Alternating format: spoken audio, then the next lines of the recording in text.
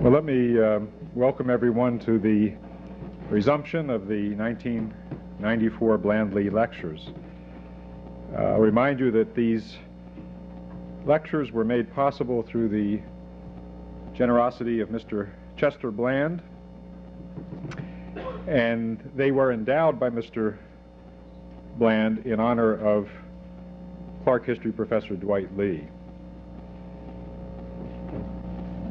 I'm going to give a very brief introduction of Walter LaFeber this afternoon, because I imagine most of you were present yesterday for the first lecture and are doubtless as eager as I to find out how it all turns out. Professor LaFeber, in brief, is one of the most prolific and highly respected American diplomatic historians of his generation. If I were to even attempt to recite his major publications from the past 10 years only, we wouldn't have time to hear him speak. What I would like to do is briefly emphasize that his influence has extended far beyond his publications. As Doug Little suggested yesterday, and as I can attest from my own experience as an undergraduate at Cornell, Professor LaFeber has for at least the past 25 years been stimulating scores of Cornell undergraduates to take the study of history seriously. And he has also, in a remarkable number of cases, including my own, stimulated Cornell undergraduates and inspired them to become historians and teachers themselves. And as I can best recall it, he never actively or openly recruited for the profession. He really didn't have to. I think all of us who were in his classes, and certainly all of us who were had the privilege of working closely with him as undergraduates, saw clearly that the best argument for becoming an historian and pursuing a career in academia, and certainly the best incentive to undertake that career, was offered by the sheer force of his presence and example. The general theme of his lectures this year is technology in U.S. foreign policy. Yesterday he addressed the question, whatever happened to the Cold War? And today he's going to raise and attempt to answer the question, whatever happened to the post-Cold War order? Professor LaFeber.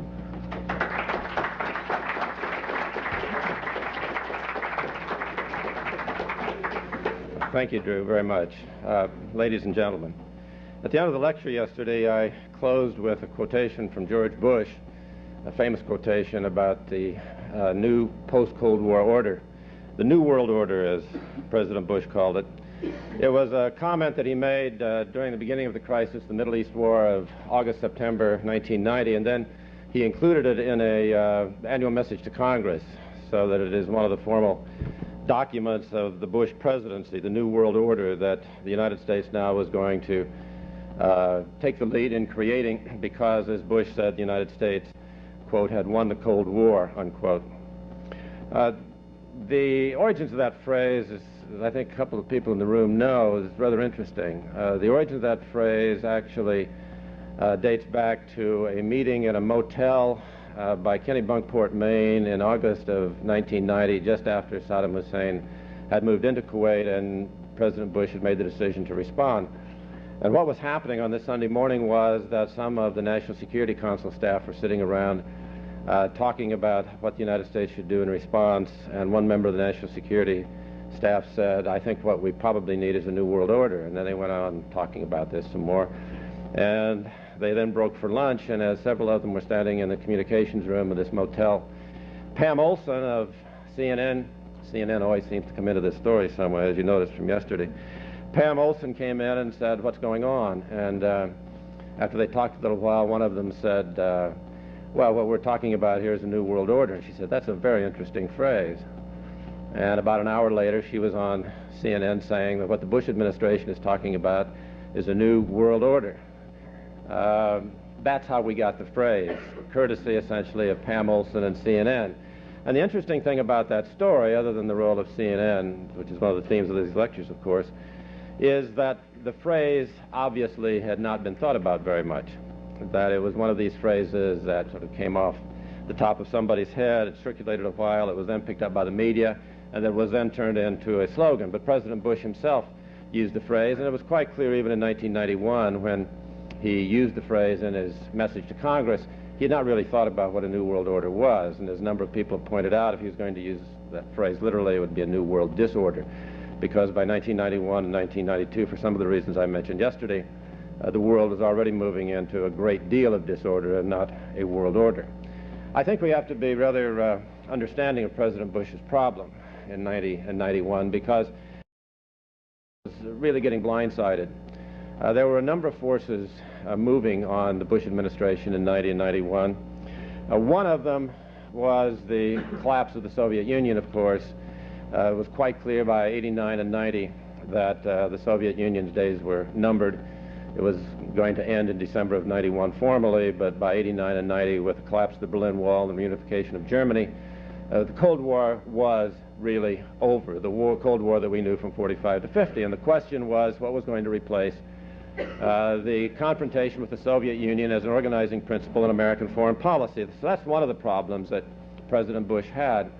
Another problem that he had was that things were happening so fast in 89, 90, and 91. We sometimes forget this, but things were occurring with incredible speed in Eastern Europe, in Latin America, in Central America, where 10 years of revolution and civil war were finally coming to a close, and there was a major question about how to pass legislation and create a foreign policy that would prevent this from happening again.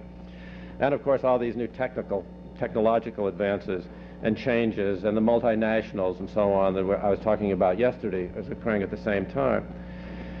There was a third problem that President Bush had that we've only found out about after some biographers have worked on the Bush administration, and we have some fragments from inside the Bush administration, and that is that it was quite clear that President Bush and his top foreign policy advisor, General Brent Scowcroft, the NSC advisor, neither one of them seemed to know a great deal about history, nor did they care. John Newhouse, in writing about the Bush administration 89 and 90, said that one of the striking things about the President and about the Secretary of State, James Baker, was that they never read much. They didn't read much history.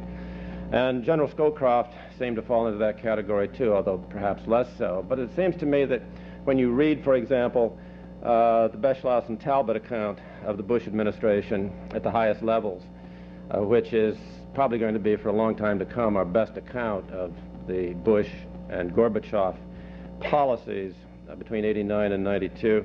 When you read this account over and over again, what comes through is that as U.S. policymakers had to deal with these very rapidly developing questions, such as the invasion of Kuwait, they really had no context to put it in except within the context of the Cold War. And over again, they went back to the context of the Cold War. Now, as I indicated yesterday, this context of the Cold War can be a very misleading context. And that's difficult for some of us in this room to say because this is essentially our life history. The historical context we know personally is the context of the Cold War from 45 to 50, or 45 to 90. And when you suddenly see that this historical environment has so radically changed, that it has changed in a number of different levels, as I indicated yesterday, one of the main changes, it seems to me, is this change from strong consolidation, the idea that there are, as Secretary of State Eagleburger once put it, predictability because of the sovereignty of particularly of the two superpowers and also of their various satellites. When all of a sudden this ends and you have this decentralization politically, technologically, and economically, this world of 45 to 90 has suddenly become a very different and quite unrecognizable world, especially if you don't have other historical context within which to place your current problems.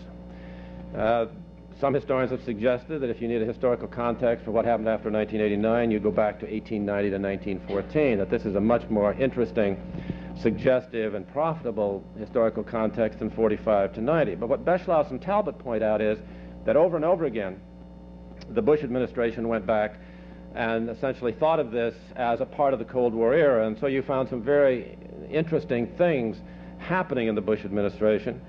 For example, the President of the United States becoming very reluctant in 1990 and 91 to see the Soviet Union disintegrate. I mean, a lot of people thought that the whole purpose of U.S. foreign policy since 1945 had been to get the Soviet Union to disintegrate. That's what the Mr. X article of 1947 says. What we want is for the Soviet Union to fall apart. As the Soviet Union begins to fall apart, the President of the United States essentially says not so fast. And I guess the key speech in this particular context is the President's speech when he actually flew to Russia in August of 91. This was just as the events in Russia were accelerating towards the coup of late August 91, and he appeared before the Ukrainian parliament in Kiev and made a speech which his unkindly critics, conservative critics such as William Safire, have called the Chicken Kiev speech, in which Bush said to the Ukrainian parliament that the Ukrainians should not pull out of the Soviet Union but should stay in the Soviet Union. They should be very careful about allowing the Soviet Union to disintegrate because this would lead to a great deal of unpredictability.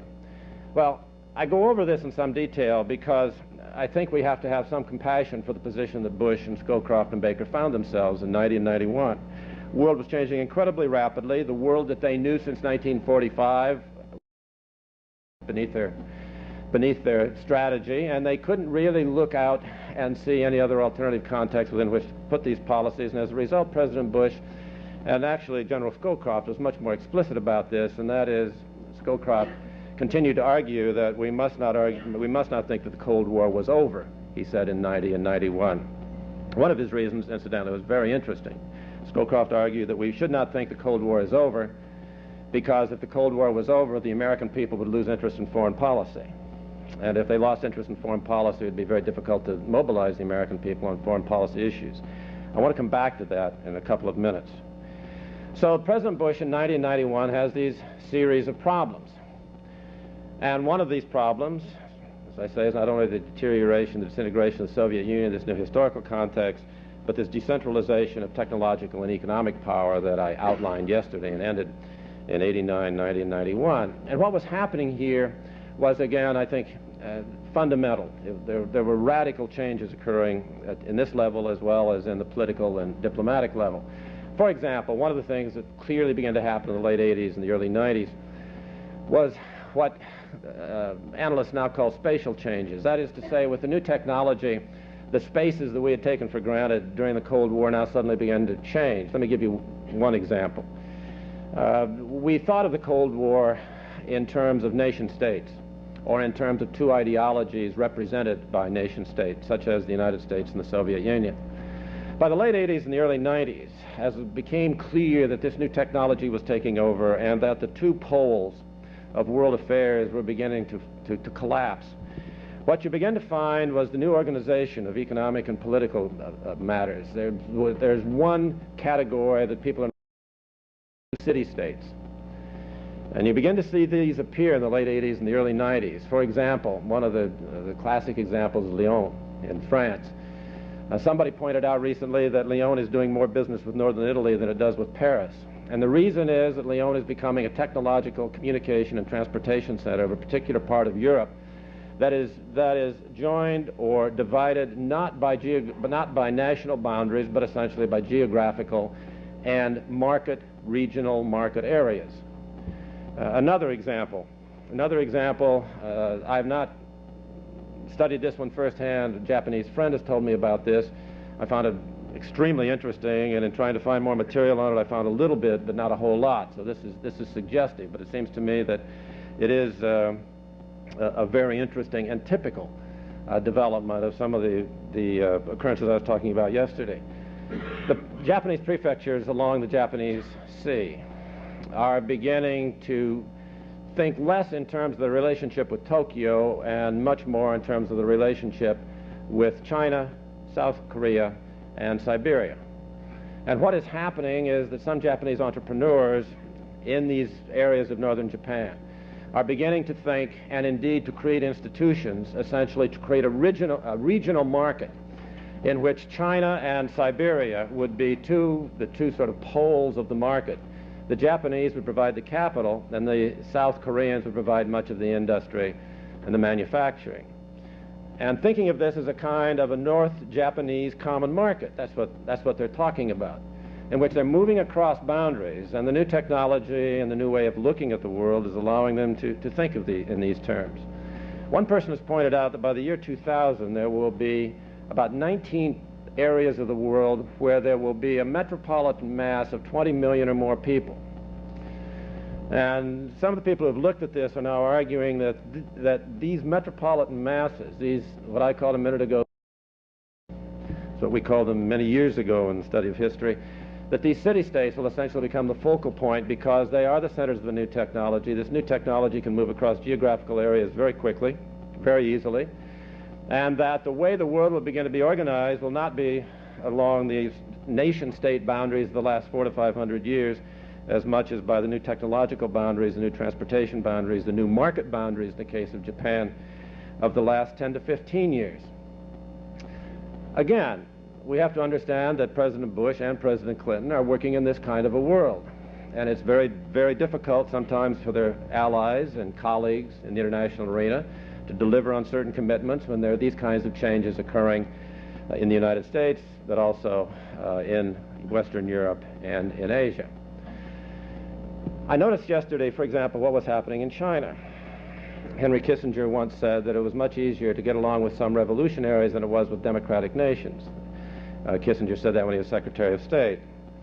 And what he meant by that was that the revolutionary powers, such as China and Russia, had centralized governmental powers and they could deliver on their commitments, while these democratic nations in Western Europe always had to keep going back and re-examining the problem and could never quite fulfill the commitments that their officials had made to Kissinger or to President Nixon.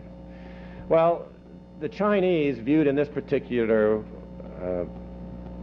through this particular prism, I think is one reason why the United States and China have gotten along rather well up until the 90s. But as we've seen yesterday, well, as I tried to describe yesterday, what is happening in China now is quite different. It is unclear whether or not by the end of the current decade or into the early part of the 21st century, the Chinese government can deliver and can carry through commitments in parts of China. There was a secret Chinese governmental analysis made last year, which was leaked to a Hong Kong newspaper a couple of months ago, which said that, at the end of last year, which said that in 1993 there were something like 6,000 illegal strikes in China and 200 riots, which is one of the reasons, obviously, why the Chinese government has been cracking down on human rights advocates during the last 6 or 7 months.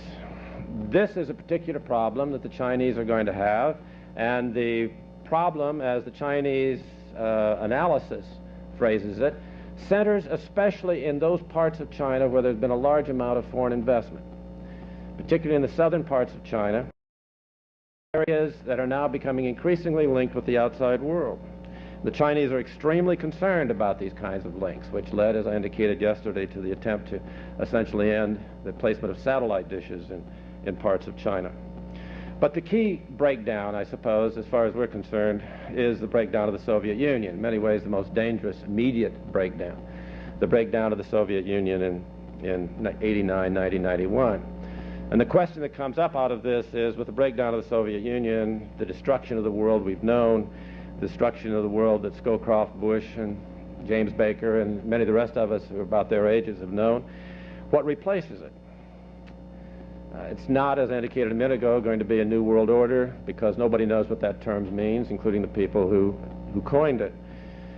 The way that governments have responded to this, and the way that people outside the governments have responded to this question, how do you now perceive the world to make sense out of it now that the old world of post-45 has collapsed? I want to suggest that there's two different ways of answering that question. There have been two answers that have emerged since 1990 that I think are worth talking about. There are many others. The end of history idea, which Francis Fukuyama floated in 1989 and 90, and has caused a great deal of merriment as well as some worthwhile discussion. The idea about the clash of civilizations, which I think needs to be taken much more seriously. There are a number of these different responses about how we can define President Bush's and President Clinton's problem in this rapidly changing world. But I think that there are two particular answers that bear some looking into. One is an answer that was given by then Prime Minister Margaret Thatcher of Great Britain in a speech that she gave right towards the end of her tenure as Prime Minister. Prime Minister Thatcher said that the new world, the post-Cold War world, would essentially be organized not between two bipolar powers, not between the great military powers. The world would be organized, she said, according to what she called a three-block world. And what she meant by that, she said, was that one block would be the Deutsche Mark, the German mark, would be dominated by Germany. There would be the dollar block dominated by the United States, and there would be the yen block dominated by Japan.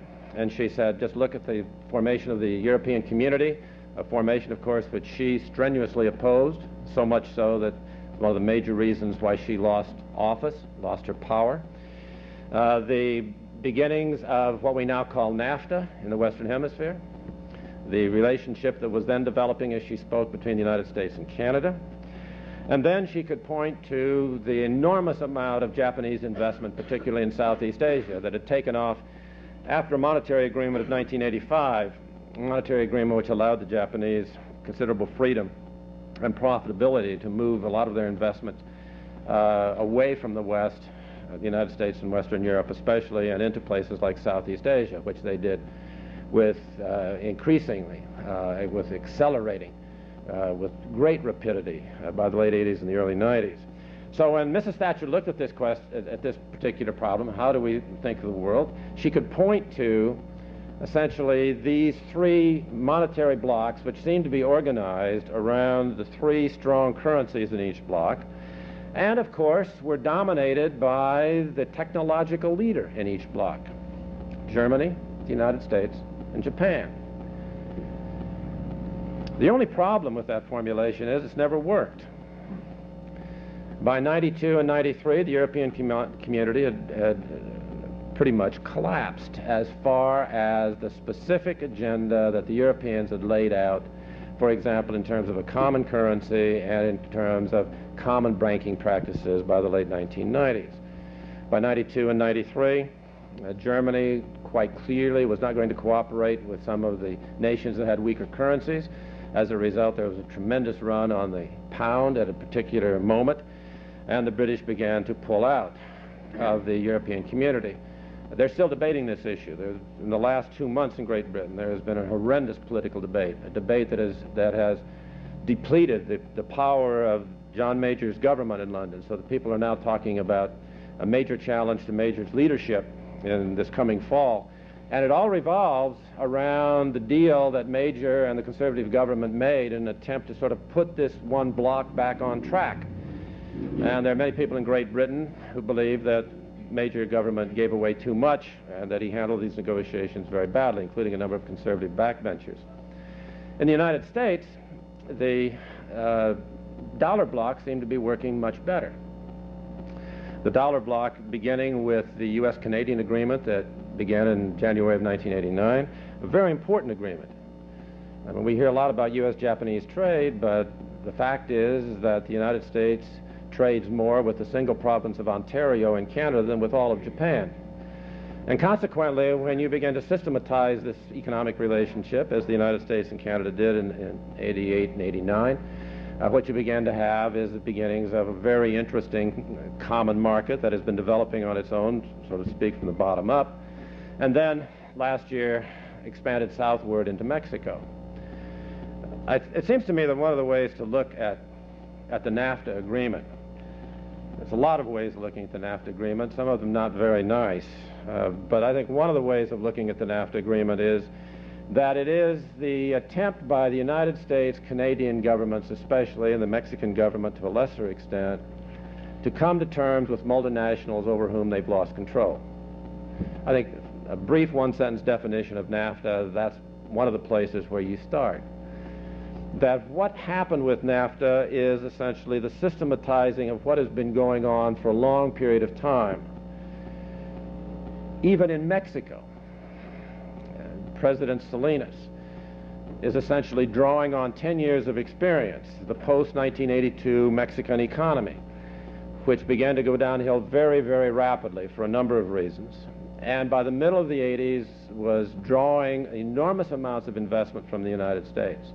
NAFTA did not create those investment opportunities, but NAFTA was, in many respects, was an attempt to come to terms with those investment opportunities and to make them somewhat responsible, which was why the argument over NAFTA so often centered on what was called side agreements. The agreements that the Clinton administration negotiated to try to make investors and labor practices and environmental practices in Mexico, for example, more responsible. There are many of us who did not like the NAFTA agreement. There are many people in the United States who fought very hard against this agreement. I must admit I started out that way, and then I essentially surrendered. I believe that it was, in one way or another, whatever we called it, it was a done deal. And the only real question was whether or not the U.S. investment that moved south into Mexico, not so much Canada in this case, but south into Mexico, especially along the maquiladoras and the border, which is an environmental disaster area, whether or not there was going to be some kind of international treaty which in some shape could at least be the beginnings of regulating, making those practices responsible. I'm not sure it would work. What I was sure of, that the way it had been working was not very useful. To go back to the theme I'm developing here, what has happened is that the technology, especially in the hands of the multinational corporations we began to talk about yesterday, essentially ran away with the politics. And what NAFTA was an attempt to catch up.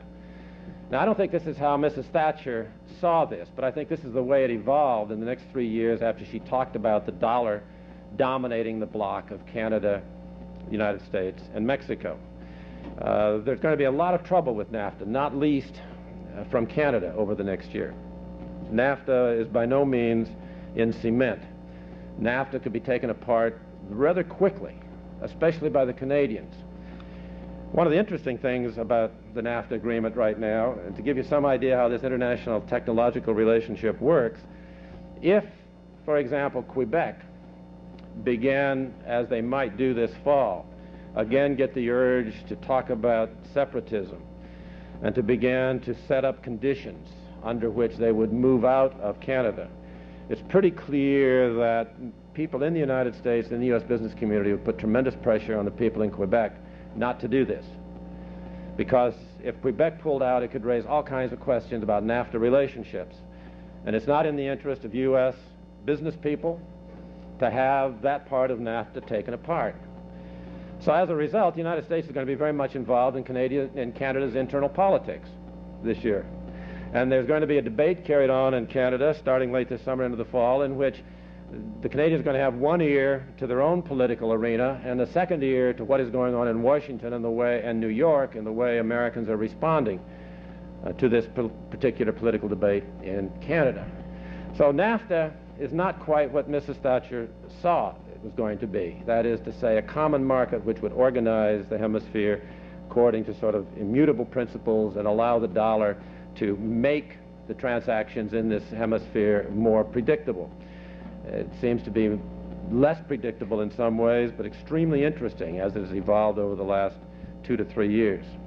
Then there's the third block that Mrs. Thatcher talked about, and that is the yen block.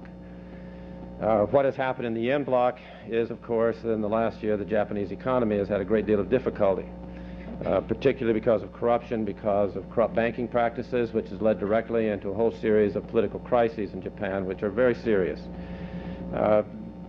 Japanese investment continues to move into Southeast Asia, but the backing for that investment and the rate of that investment has slowed up.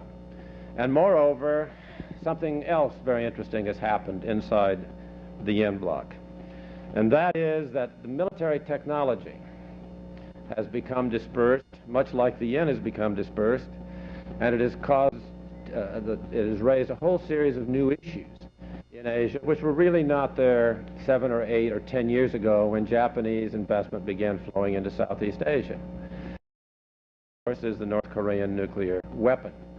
Another is the possibility that the Chinese have a rather large arsenal of nuclear weapons, and what position this puts the Japanese in if, for example, they get at cross purposes with either the Chinese or, more likely, the North Koreans.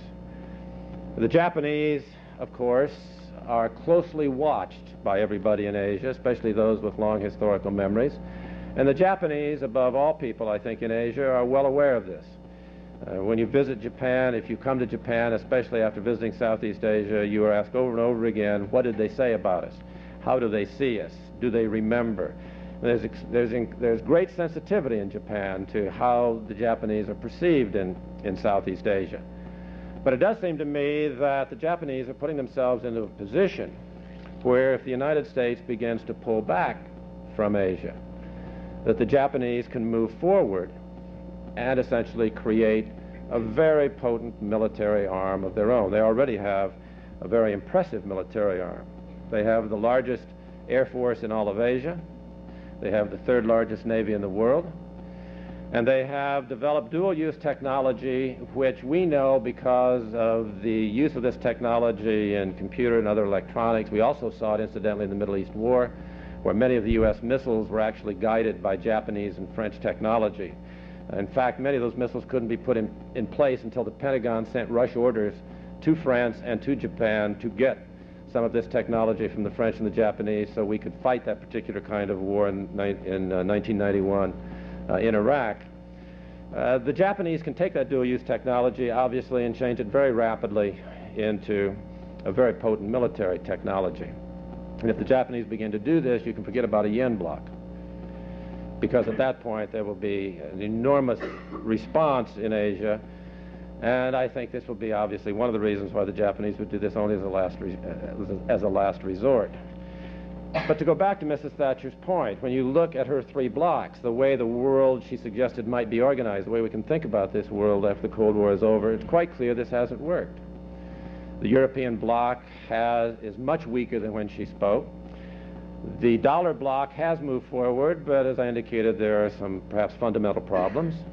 And the yen bloc has been weakened both in Tokyo and as a result of non-economic, but rather technological and military factors in Asia itself. So if Mrs. Thatcher's way of looking at the world is not the appropriate way of looking at the world, how else? Let me rephrase the question. If the technology is, as I argued yesterday, beginning to get out of hand as far as many governments are concerned, in the sense that it is reorganizing political boundaries and political responsibilities, how can a government bring the technology back into an area of responsibility? How can it make the technology responsible? I think this is one of the things Mrs. Thatcher was talking about. One way of making the new technology more responsible is putting it within blocks, where you have the dominant currencies. What she's talking about here is essentially what the American progressives talked about at the turn of the present century. How do you make Standard Oil or the American Tobacco Trust responsible? You pass national laws or state laws to make it responsible. If these corporations begin to move across state boundaries, then how do you make them responsible? Mrs. Thatcher says you make them responsible by essentially enlarging the state boundaries. But as we've seen in the last 3 years, I've said there's some problems with this. How else can a government respond? I asked actually a State Department official about this. I said, given this development of technology, how can a government respond? What does a government have that can control this kind of technology? If Mrs. Thatcher's formulation doesn't work, where do you go next? And his response was that you must remember that governments have always had one particular power, and that is the possession of the means of violence within their society. That is to say that when governments are pushed too far, they will often respond with violence, and they will use violence as essentially an organizing principle. I must admit I'd never thought of the use of violence in quite that way, that this is one way of thinking about how you organize the world other than simply responding to an attack. But it's a very interesting way, I think, of thinking about some of the things that have happened in the last 5 or 6 years in international politics. Let me back up a minute and provide a little background on this. Yesterday I talked about one of the great transitional events, it seems to me, both in terms of U.S. foreign policy and in terms of technological development and the effect of technology on the society, being the Vietnam War. And it's quite clear now that after that war was over, in the late 70s, that a number of very thoughtful people in the United States essentially went back to the classroom and began to study this war in great detail. I think the most interesting work that was done on the Vietnam War was not done by professional historians in places like Clark or Cornell. It was actually done in U.S. military think tanks, such as Carlisle, Pennsylvania, or Fort Leavenworth, Kansas, where military intellectuals sat down with people who had been through the Vietnam experience and analyzed this. And they did so, of course, with great purpose, because from the viewpoint of many of these people, the United States military establishment had almost been destroyed by the reaction to Vietnam. And many of these people thought that particularly the view that American television had given of the military had destroyed 200 years of the reputation of the American military establishment. When you see Morley Safer talking about how a U.S. infantryman uses a Zippo lighter to begin to ignite villages, this kind of thing undercut the legitimacy of the American military. And the American military started studying the Vietnam War with, I think it's fair to say, great passion in order to find out exactly what had happened. And as a result of these series of studies that occurred in various places in the United States, as a result, a consensus began to be reached in the early 1980s about exactly what the Vietnam War meant as far as American foreign policy was concerned. And it's a consensus, I would argue, that lasts right up till this afternoon. We're still living in it.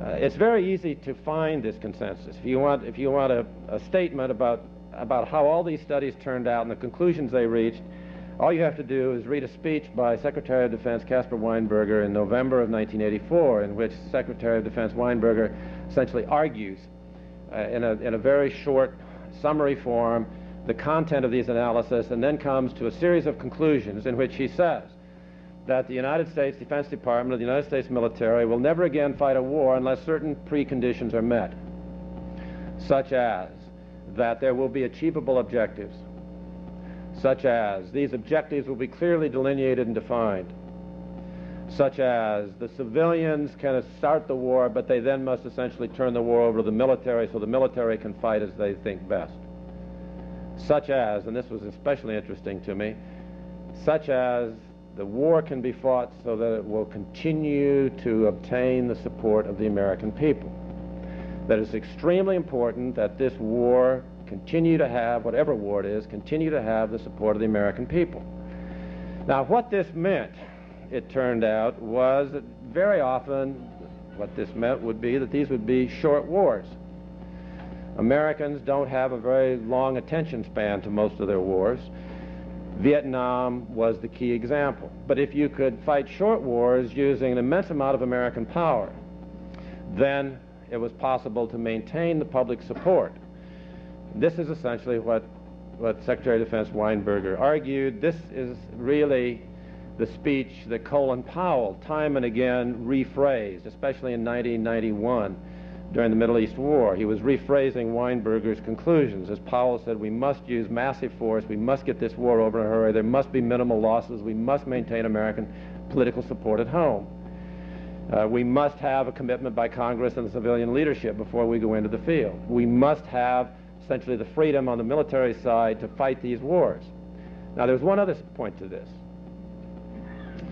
and that is, it was very clear to the military by 1984 and 1985 that one of the key ways you maintained public support, and you were able to fight the kind of war you thought that was necessary to fight, by essentially censoring the news that came out of the war zone. And the United States military has become very adept at this, extremely sophisticated about this. And censorship in war, as indicated yesterday, is not new. One of the first recorded in modern times, effective occasions when the news from the war front was censored was in the Crimean War, actually, in the 1850s. The British did a very good job, and as a matter of fact, the British have actually had very, very good, effective censorship practices in every war they fought since, including up through the Falklands War of 1982, which was an extremely effective war from the propaganda point of view because Mrs. Thatcher's government rigidly controlled all of the pictures and all of the information coming out of the Falklands and rigidly controlled all the movement of correspondence from Great Britain back and forth to the Falklands. The United States learned a lot from the Falklands, as well as from Vietnam.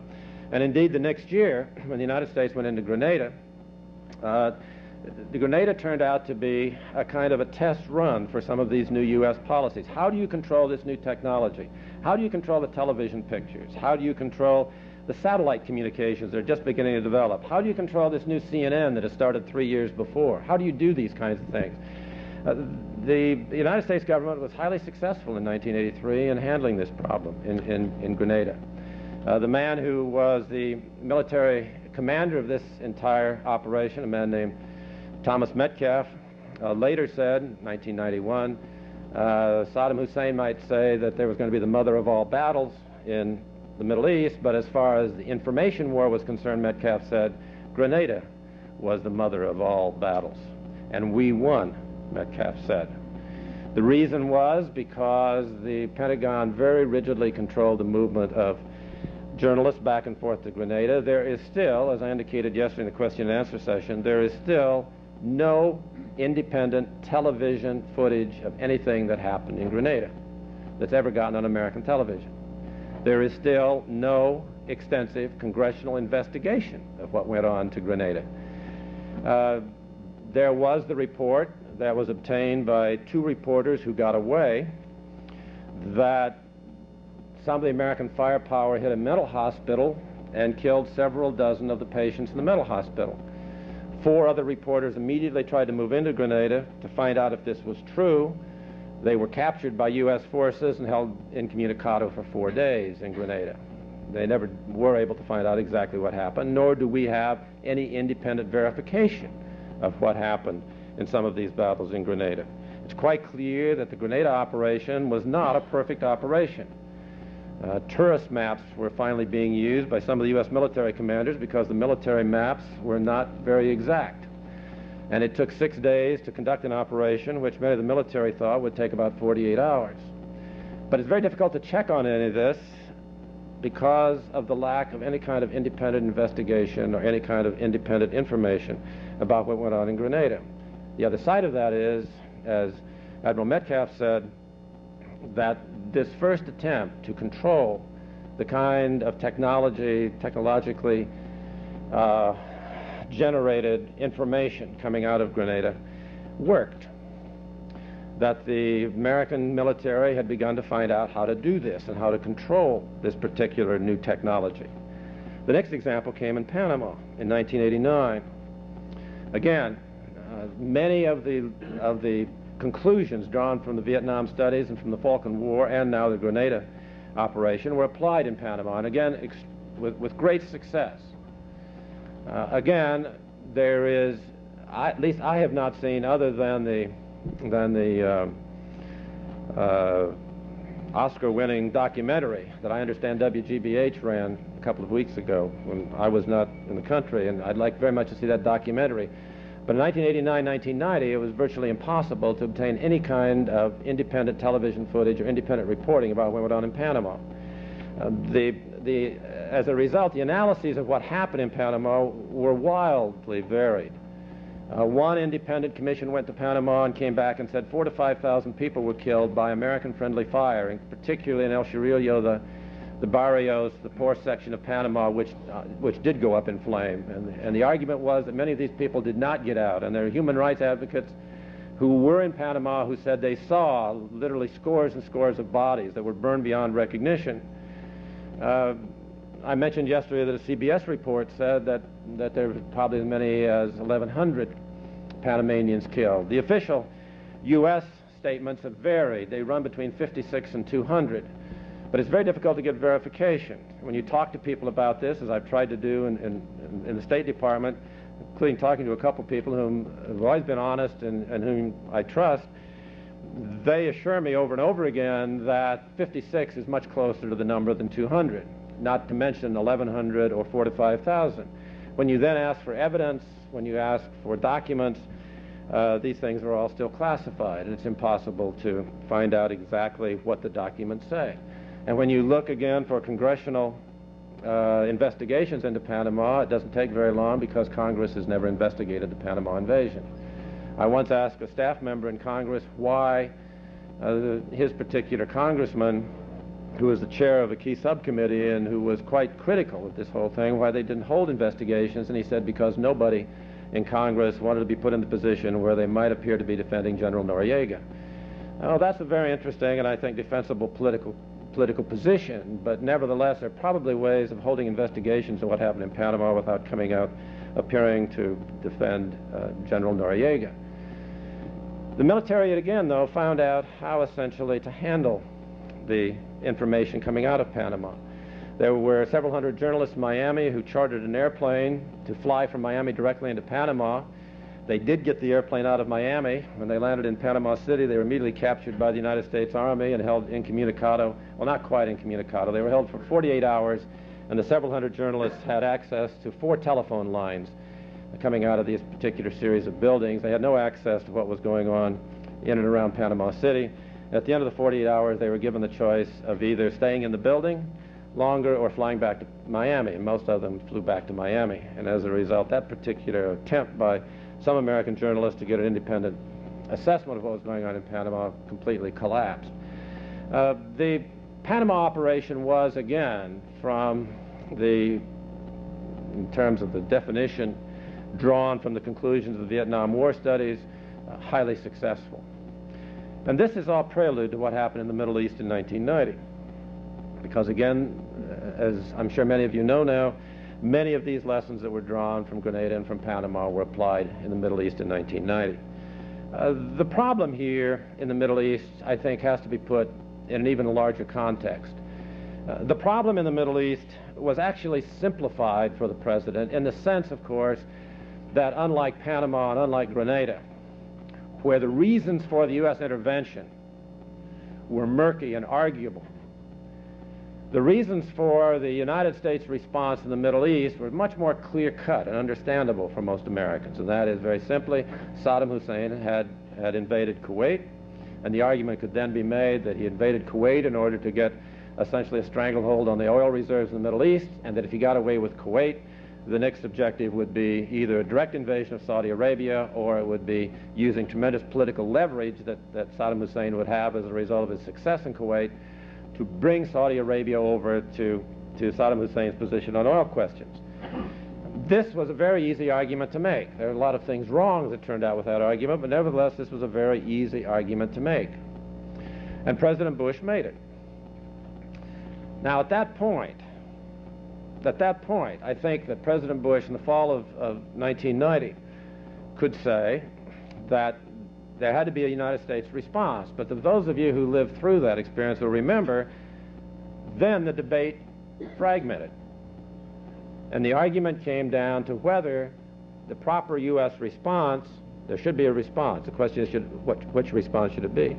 One response was there should be a military response and Kuwait should be freed. The other response was, that was held particularly by many members of Congress, was that there should be economic and political sanctions applied, and those sanctions should be increasingly tightened until Saddam Hussein essentially had to get out of Kuwait. That was the way this argument began to shape up in the fall of 1990. And President Bush saw this coming. I mean, it's quite clear now from the accounts we have of the war that very early on the decision was made that there was going to be a military response, that economic sanctions would not work sufficiently, there was going to be a military response. The major question became, and here we go back to Weinberger in Vietnam and how you control this technologically generated information. The question became, how can you fight this war rapidly enough to ensure that the American people will stay with you through the whole course of the war? That became the key question. There was one particular meeting in the Pentagon in which, this was in early January of 1991, in which the assessment was made that in the first week of this war there would be 5,000 to 10,000 American dead. And one member of that meeting spoke up at that point and said, if that is the casualty rate of the first week, there will never be a second week of that war. because the American people will be marching on Washington, and they'll be demanding that those troops these troops be pulled out of the Middle East. This was the question that faced the Bush administration: how to fight this war in such a way as to control the information, maintain support, and, as I've already emphasized, to fight the war quickly with massive enough firepower so that it would be over with in a hurry. What this all came down to is what I've called, and other people in this room have called, the so-called Tocqueville problem of American foreign policy. Alexis de Tocqueville, of course, wrote Democracy in America 160 years ago. Still one of the most interesting, valuable, rich analyses ever made of American society. And one of the things that Tocqueville says, and in looking over Jacksonian America in the 1820s and early 1830s, one of the things that Tocqueville says in his relatively brief sections on foreign policy, he says that of all the systems he's seen, and he's a French aristocrat who's gotten around in Europe and now has spent some time in the United States, of all the systems he's seen, Tocqueville says, the American system, the American federal constitutional system, is without a doubt the best system for essentially conquering a continent. If you want to conquer a continent, and that's what Americans are all about, he said, what you do is you essentially have an American system that turns them loose. And they're really good at going out there and settling a continent and getting rid of anybody in their way. It's a good system for that kind of domestic fulfillment. But, Tocqueville then says, I don't think I've ever seen a worse system for the conduct of foreign policy. And the reason, Tocqueville says, and he gives a series of reasons, is that first of all, Americans are always debating each other. They really are individualistic, and that helps a lot in continental expansion, but it does not lead towards a consensus on foreign policy. Another thing he says is, in order to conduct foreign policy, you have to have a foreign policy and a support over a long-term period. But he says Americans are famous for always changing their minds. You ask them one question one day and they have one opinion, and the next day they have another set of opinions. And it's impossible. He says it's much better to have aristocrats doing this kind of thing, like me, like Tocqueville. In France, where the aristocrats are there by birth and they can conduct long-term foreign policies. Or, Tocqueville says, another problem with the American system is that foreign policy has to remain secret. And everybody knows that Americans tell everything they know. There's no secrets in the United States. They're always talking with each other and revealing everything. And consequently, he says, when Americans become a world power, it's going to be extremely difficult to maintain a consensus back of American foreign policy. Now, a number of presidents and secretaries of state have essentially been haunted by that Tocqueville question. Between 1945 and 1990, it was settled, and I think an ingenious and a brilliant way, by Harry Truman and Dean Acheson in 1947 when they devised the Truman Doctrine. And those of you who have taken the courses here know that the Truman Doctrine, Harry Truman's speech to Congress in 1947, was a very simple, direct statement. What Truman said, it was the Republican Congress. He was hitting them up for $400 million. Republicans didn't want to give this to a Democratic president. They wanted to cut taxes instead. Truman went before Congress and said, the world is divided in half. One side's the enslaved, the other side's the free. Which side are you on? If you're on the free side with me, you'll give me the $400 million. He not only got the $400 million, he got $13 billion more for the Marshall Plan, using almost exactly the same argument the next year.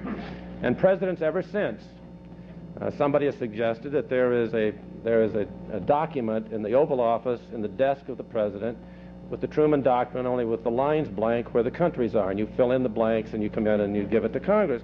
And if you look through the speeches since that time, that's essentially what happened. When Lyndon Johnson talked about Vietnam, he essentially gave Congress on several occasions the Truman Doctrine speech, and we put Vietnam in where Truman had Greece and Turkey.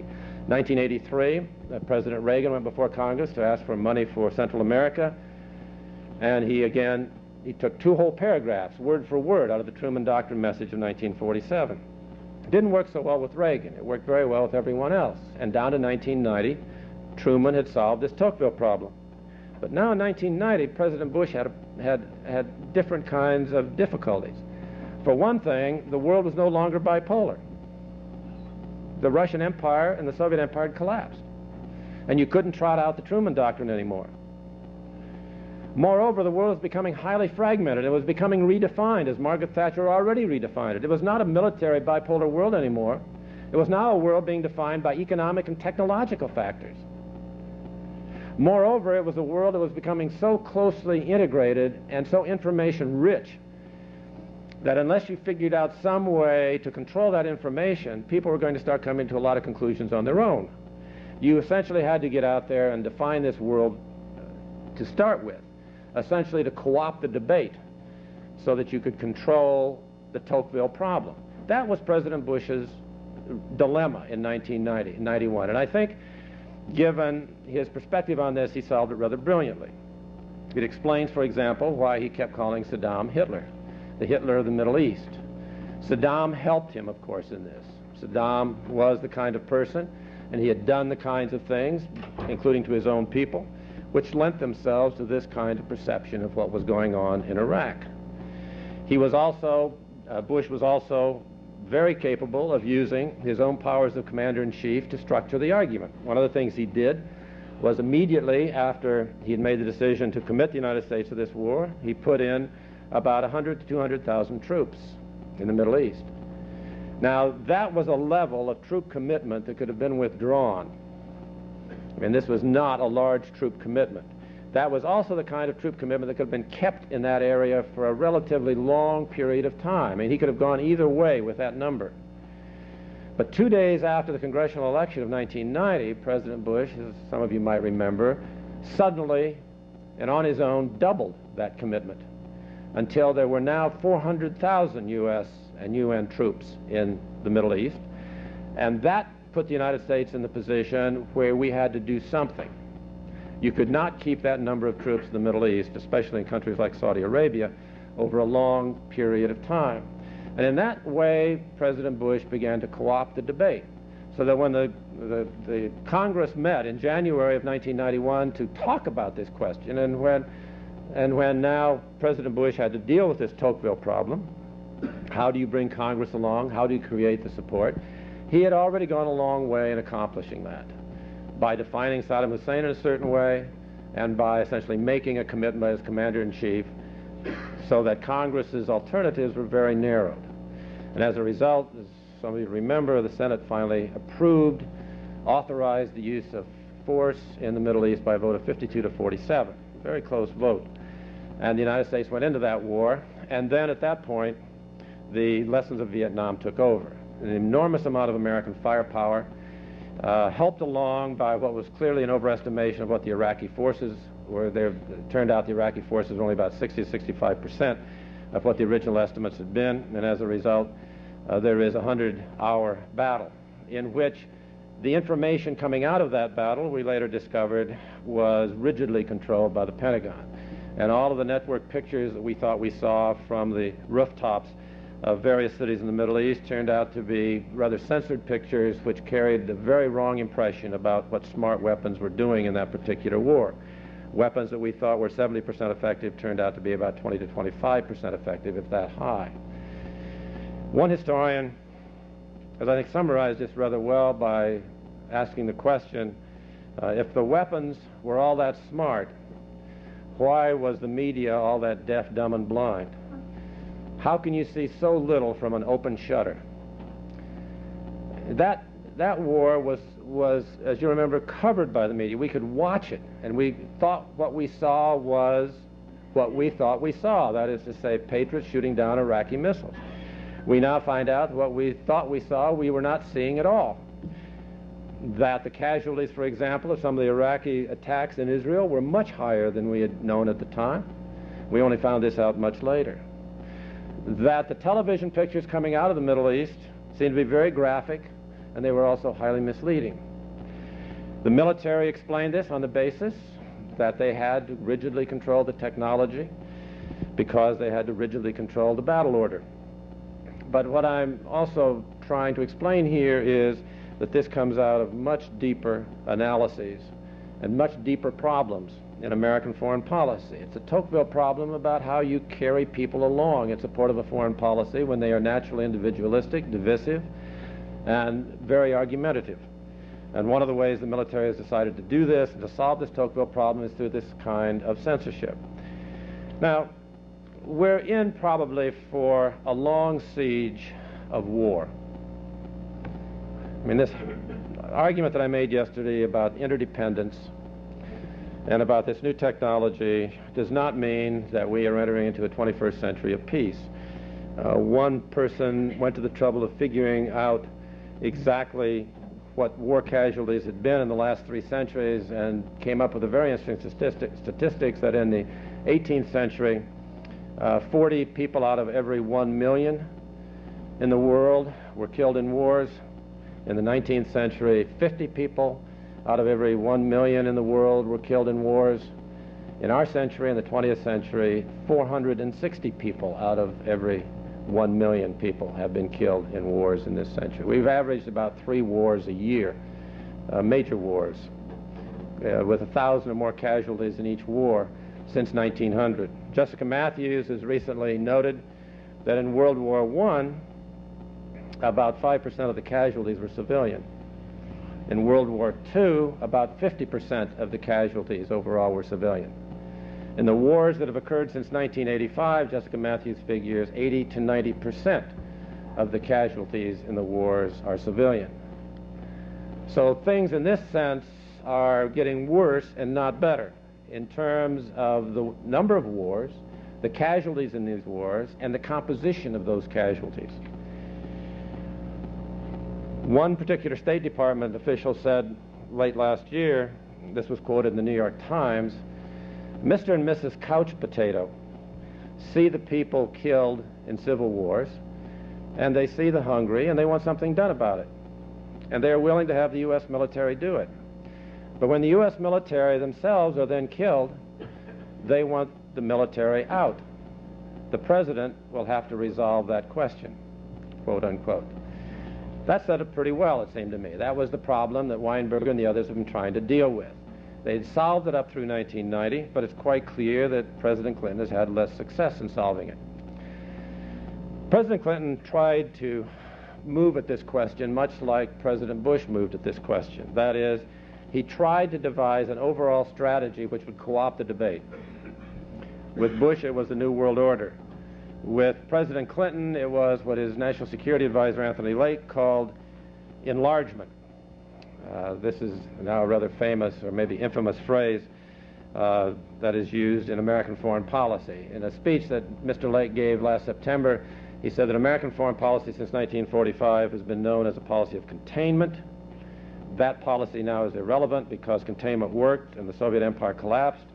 American policy must now be a policy of enlargement, by which Mr. Lake said he meant the enlargement of democratic institutions and of open and free market economic exchanges. It must be a policy of enlargement.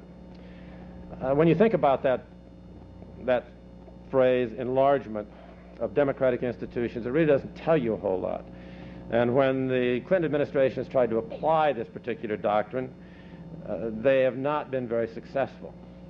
They have blown hot and cold because the particular problems they encountered did not lend themselves to an easy adaptation to the policy of enlargement, as, for example, the Soviets adapted them, where the threat that the Soviets posed lent itself to the application of containment. Let me give you a couple of examples. Somalia. When the Clinton and Bush administrations jointly went into Somalia in December of 1992 after the election, the month before, the purpose of this, of course, was to end the starvation that we were seeing on American television cameras. Television pictures which had reached a peak in December, in the middle of December of 1992, and it was quite clear that the United States was responding. One person raised the question, why wasn't the United States then responding in Sudan, where the starvation was even worse? And the answer this person gave was because in Sudan both sides were shooting the reporters. So there weren't any real pictures coming out of Sudan, but in Somalia they were not shooting the reporters, at least not yet, and as a consequence we were getting these pictures. Therefore, you send in the United States or UN troops in order to take care of the starvation. By June of 1993, the mission had been transformed because it was suddenly discovered that the real problem in Somalia was not at all what the television pictures have been telling us. The basic problem was not starvation, although that was a real and horrendous problem. The basic problem in Somalia was a political problem. It was that various clans in Somalia hated each other, and they were fighting each other, and the people caught in between were starving as a result.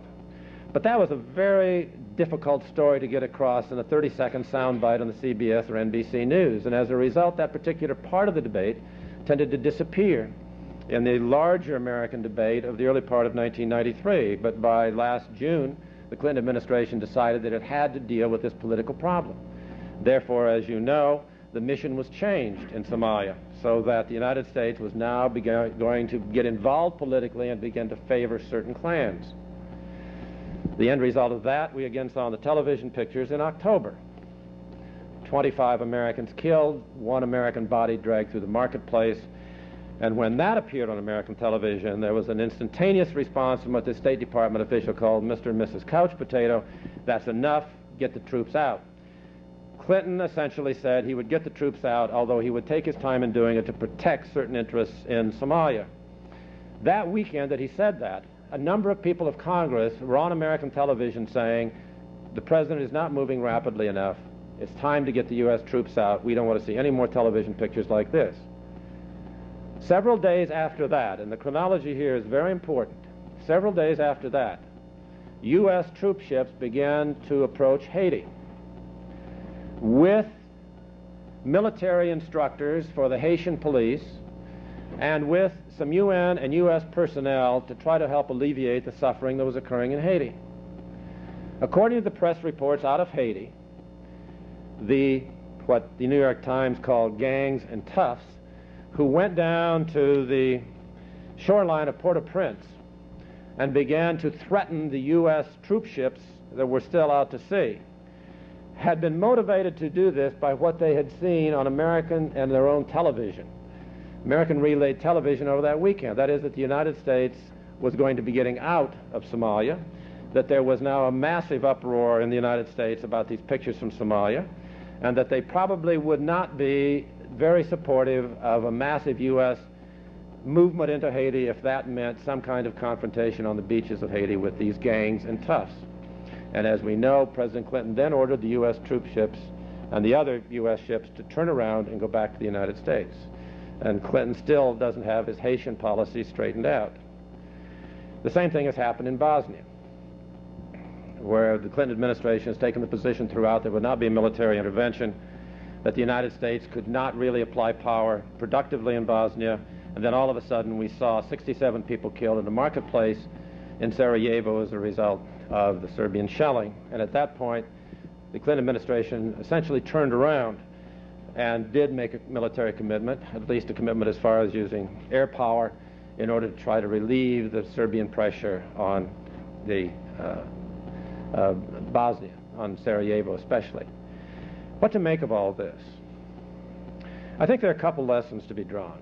One is that as far as major all-out confrontations can be constructed, such as in Panama or in Grenada or in the Middle East War, it is very possible, at least for short periods of time, to control the problems that technology and the Vietnam Syndrome have created. It is very possible for the United States to control, for the United States government to control these kinds of problems. On other kinds of foreign policy issues, such as Somalia, such as Haiti, so far, such as Bosnia, we are much closer to a Vietnam type of situation than we are to Panama, Grenada, and the Middle East War of 1990. And exactly how the administration is going to control those kinds of problems, I think, really goes back to the kind of foreign policy strategy they can devise. We've devised one kind of strategy to deal with these particular kind of wars. We have not yet found another kind of strategy to deal with either the military or the technological implications. Secretary of State Christopher, incidentally, admitted this in testimony last November. Television, he said, is a very wonderful phenomenon, he told a congressional committee. And at times it is an instrument of freedom, but it cannot be the North Star of American foreign policy. This was a response to an accusation by a congressman that television had become the North Star of American foreign policy, that the Clinton administration, like the Bush administration, was responding not to an overall strategic imperative, but to instead the television pictures which Americans were seeing, which raised in its rawest and most dangerous form the whole Tocqueville problem. The effect of technology then on American foreign policy at this point has become, I think, although I choose my words carefully here, almost catastrophic. What is going on in Bosnia, and what is going on in Somalia, and what could go on in Haiti, could be events which would be, I think, not only horrific as far as the military casualties are concerned, but deeply divisive in terms of the political implications for the United States. There is one other side of this problem that I think we ought to note in passing. It was brought up in the question and answer session yesterday at the end of the lecture. And that is that one of the implications of this technology is that it is threatening to divide the United States itself, as we like to say, the sole remaining superpower. It is dividing the United States itself into the people who can keep up with this technology and the people who cannot. This is a worldwide phenomenon, actually.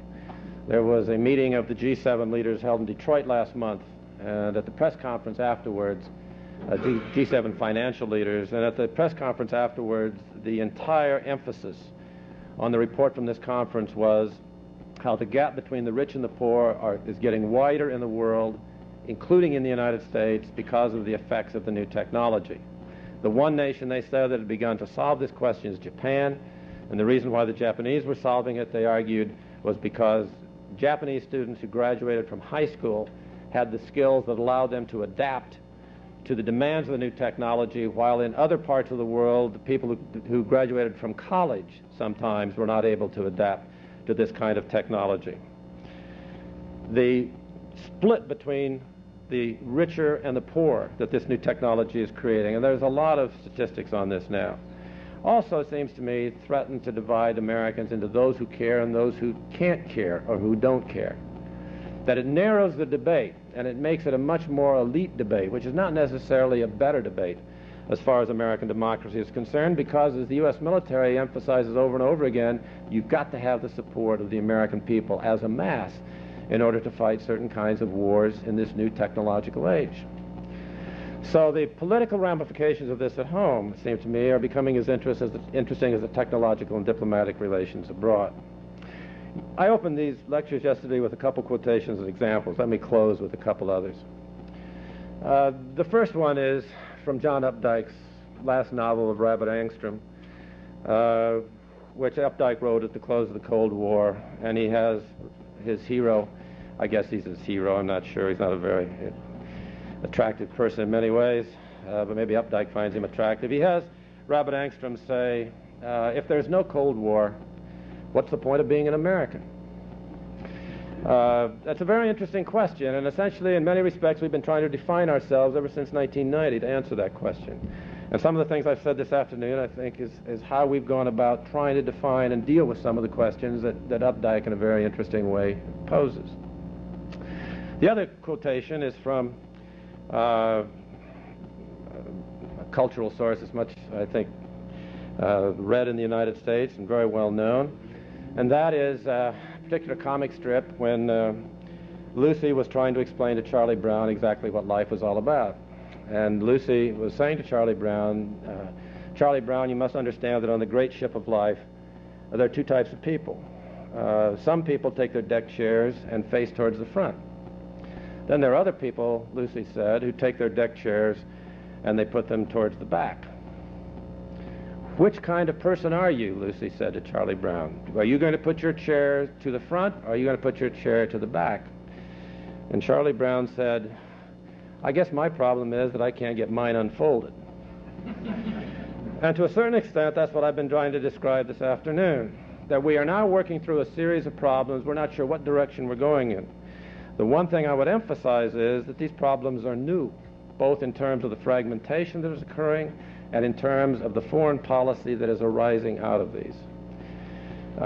To really conclude, I want to thank again Drew and Doug for their hospitality, and for the History Department, for the wonderful dinner last night, and for Roger Kesperson for his support of all of this, to Trudy for all of her help, and for the friendship and the conversation and the hospitality of many people at Clark. I'm very grateful. Thank you very much.